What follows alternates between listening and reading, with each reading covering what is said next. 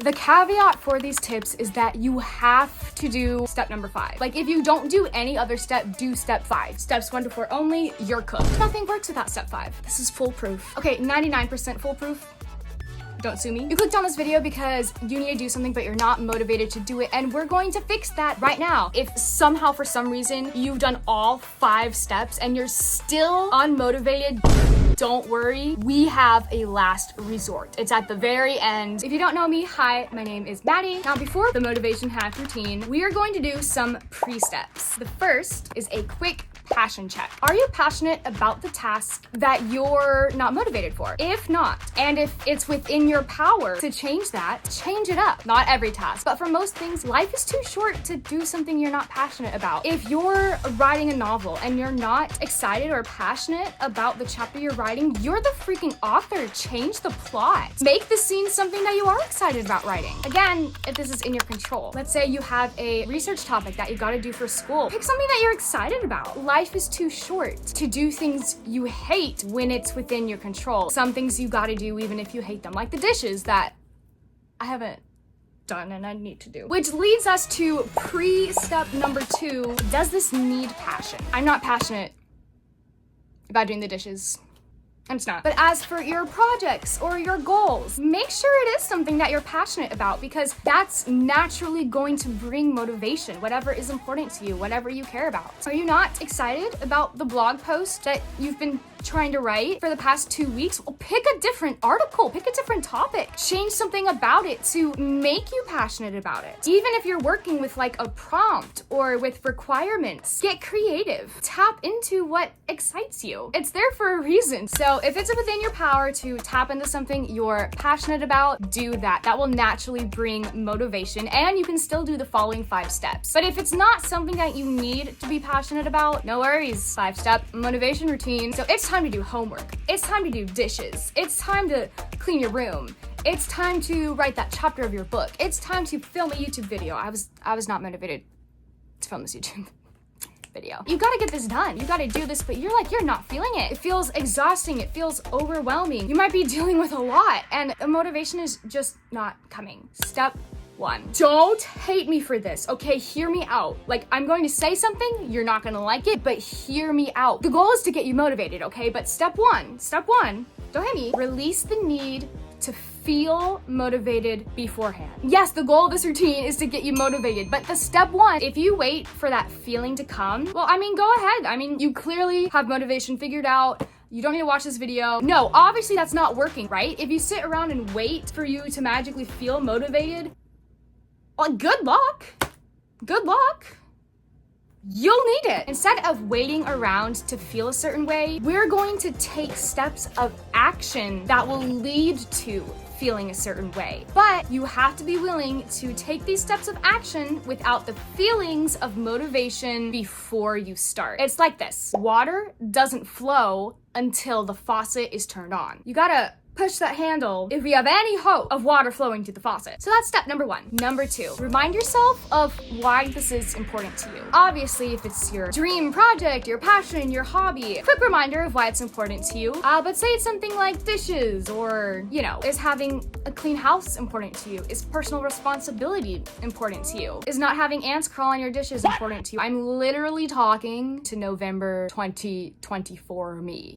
We'll get into the life updates in a little bit. I wish I had this video a while ago. Remind yourself of your why, or remind yourself of your passion. And even if it's something like unsavory, like homework, what degree are you studying for? Or is graduating high school important to you? Is making good grades, being a good steward of your time, is that important to you? Is practicing for XYZ, is that thing important to you? Remind yourself of why you're doing this. That will naturally bring the motivation. And even if it's something you absolutely hate, it's worth it to take a look at why you're doing that. Are you doing this because XYZ person told you, oh, you'd be good at this, but you genuinely hate it? Well, don't do it. I mean, unless it's like absolutely necessary. If it's within your control, life is too short. Follow your passion, remind yourself of why you're doing this. For example, I didn't want to film this video, but I am so passionate about getting people like you to take action on all the dreams God put in your heart. Because for too long, I didn't, for no good reason. And it broke my heart, and I don't want that to happen to you. Remind yourself of how far you've come. I mean, even if it's as simple as cleaning your room, is keeping up a good habit important to you? Remind yourself of the end goal. It's hard now, but consistently doing something will make it feel automatic in the future. Just take a moment to remind yourself of what you're likely forgetting in the moments that you're in this unmotivated slog. Number 3, hack your brain part 1. Before I get into all that, I do want to give y'all some life updates. If you don't know me or like don't care about me, okay, that's fine. Skip to this time and I will get into step 3 of hacking your brain part 1. Skip here if you just want to jump straight to that. But if you want to hear just some basic life updates, because this was a vlog channel before I started doing like, what kind of content will we call this, guys? Is this like motivational content? What are we? Like what is this channel? I think I should rename it. Anyways, yeah, I didn't upload for a hot minute there. I was going through a really bad slump. It was for medical reasons. I didn't know that. I just like, what's wrong with me? Such a lazy failure. What's wrong with me? Don't anybody think like that. Like, don't think like that. But I was thinking like that. Nothing was wrong with me. There were just some medical issues going on. Anyway, I'm a lot better now. Yay. Woo. And so I thought like I just needed a break. Maybe I was burned out. So I took a break and I didn't upload for weeks. Then more medical stuff happened. It was professionally and medically recommended to me that I start a carnivore diet just to become the healthiest version of myself. But because I was still going through that really bad slump, I didn't like eat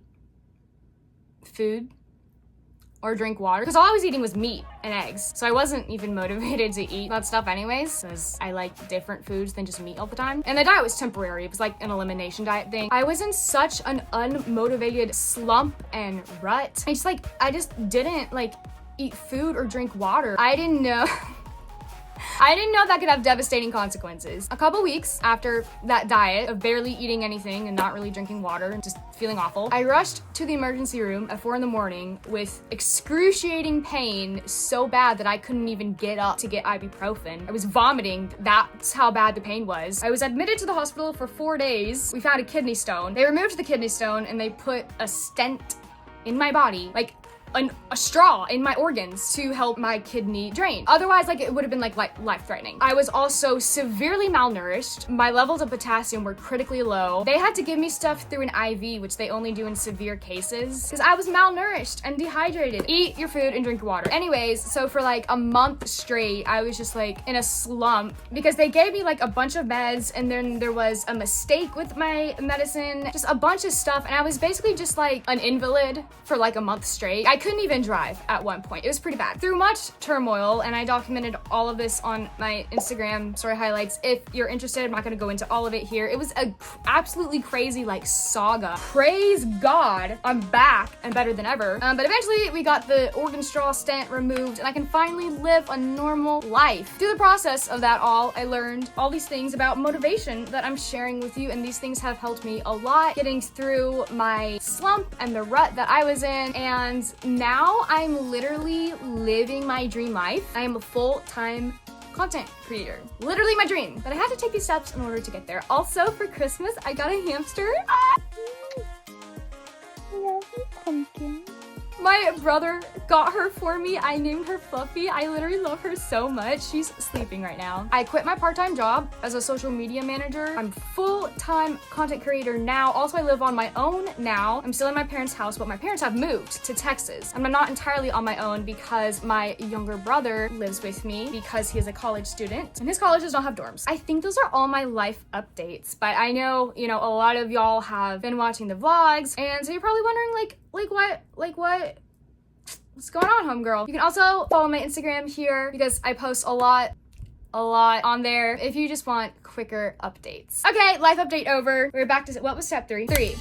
Hack your brain part 1. Now the first part of hacking your brain is through movement. We're going to get moving. Now let me explain this. Movement, especially exercise, anything that gets your heart pumping, even a little bit of movement helps because it forces your brain to create dopamine and norepinephrine, and these are the big 2 neurotransmitters in your brain that control feelings of reward and motivation. We're not gonna wait for our brain to just randomly decide to create these feelings of motivation, we're gonna hack our brain. We're going to, through a choice of our will and through actions that we take, do something that physically causes our brain to produce these chemicals that make us feel motivated. I was in a slump because my brain lacked these chemicals. So these hacks are tried and true. Now, what kind of movement can you do? Well, here's some things that I did. I did jumping jacks for 60 seconds of an upbeat song that I loved. My favorite now is to go for a walk around my block, 20 minutes, slow pace, create a spontaneous dance to a song so fun, get your heart pumping so fast, pace around your house for 5 or 10 minutes. Change your environment a little bit. Go out and get a coffee, go sit at a coffee shop, do your work there, like just move. The more movement, the better the effects of this, like the more dopamine and norepinephrine is produced, but even a little bit of movement can make a big difference. It doesn't have to be anything big. I mean, you could just like stretch, like do stretches, get your blood flowing, your heart pumping a little bit. It doesn't have to be high intensity. It can be like a low intensity for a little longer. Whatever works for you, move in a way that makes you feel good. Experiment, try different things. This literally forces your brain to produce the chemicals that make you feel motivated. Step 4, hack your brain, part 2, hacking your brain through natural aid. I'm talking about natural, healthy lifestyle hacks to make your brain produce these motivating chemicals. And there are a lot of things you can do. You can drink water because if you're dehydrated, you feel sluggish. Whenever you're properly hydrated, your cognitive function is much better. And make sure you're having electrolytes. Properly hydrating with electrolytes support neurotransmitter function. Basically, if you just live a healthy lifestyle, you're good to go. Have you eaten recently? Calories are energy. Again, there's a lot of science about this that I could explain better if you're interested. Eat a healthy, energizing snack like apples and almond butter. That's my go-to. The apple has natural energy and the nuts have healthy fats and protein, which are all great brain food to help you feel your best. Have you taken your vitamins or any supplements? I take vitamins every morning, so I've got one up on that girl. And now this is not medical advice, like talk to your doctor or whatever before like taking like anything. When you're giving your body the proper vitamins and nutrients and minerals it needs, it can function at its best. The healthier you are, the better you will feel all around, and that includes feeling motivated. Now you can do steps 1 through 4 all you want. Maybe they'll work for you. Maybe you're the chosen one. But in 99% of cases, nothing is going to work without step 5. You don't even have to do steps 1 through 4. You can just skip to step 5 and do it immediately. But steps 1 through 4 will make step 5 way easier. So I recommend doing all 5 steps. But without step 5, you're not getting anywhere. Luckily for us, steps 1 through 4 have helped us connect to our passion, if possible, reminded us why we're doing this, and supported our brain's natural function of motivating awesomeness. So step 5 is going to be a lot easier. Step 5. Set a timer for 60 seconds and start on your task. Motion creates emotion, and an object in motion stays in motion. The more you move, the more you feel like moving. Starting is the hardest part. Once you make that initial push to get the ball rolling, it's pretty much all downhill from there. And if it's not, if you genuinely hate what you're doing, you can stop after 60 seconds. Yeah, you can. Because what were you doing anyway? You weren't working on it like beforehand. So like you have nothing to lose by working on it for 60 seconds. 60 seconds, that's it. You can stop after 60 seconds if you're hating life. But 99% of the time, because this plan is mostly foolproof, just starting is all the momentum needed to get going. It's just the little initial push to get the ball rolling. Steve Backley, a 3-time Olympic medalist, said it is action that creates motivation. I would listen to somebody who has 3 Olympic medals. That's just me. Okay, let me move you up a little bit. That's just me personally. I would listen to people who have something to show for what they say. If you just get moving, there's a 99% chance you'll keep moving. Your brain is not gonna be like, oh hey, it's time to produce our dopamine and norepinephrine now, yay! No, you need to signal to your brain that it's time to start producing those things. You do that by following steps 1 through 5. If you're really pressed for time, just skip straight to step 5. Once you get started, the motivation kicks in. Let's take the dishes for example. Once your hands are in the soapy water, you've been working on it for 60 seconds, you might as well finish the sink, or for however long you originally planned to work. Once you start getting words on the page, well, water only flows when the faucet is turned on. Well, now the inspiration is kicking. You have more ideas. Now you can finish writing that article or that chapter or that report for school. Starting really is the hardest part. Once you give the ball that little nudge to get it rolling, it's all downhill from there. Now, I was going to tell you, don't just take my word for it, but you really should. I had medical issues where my brain was not creating enough of these chemicals on its own, and I had to do all these hacks. I had to learn through trial and error. This is so powerful. This is brain science. I know that I've made the science work for me. Now, what if you're the 1%? What if you did all 5 steps and you're still not motivated? Don't worry, you're not cooked. I wouldn't leave you like that. There is one last resort. Our final bus stop on the road trip to Motivationville. Emergency last resort is take a look into what might be holding you back. I've gotten so many comments from people on this video saying that this video motivated them to finally start that project or to work on something, or it was a kick in the pants for them. If steps 1 through 5 fail you,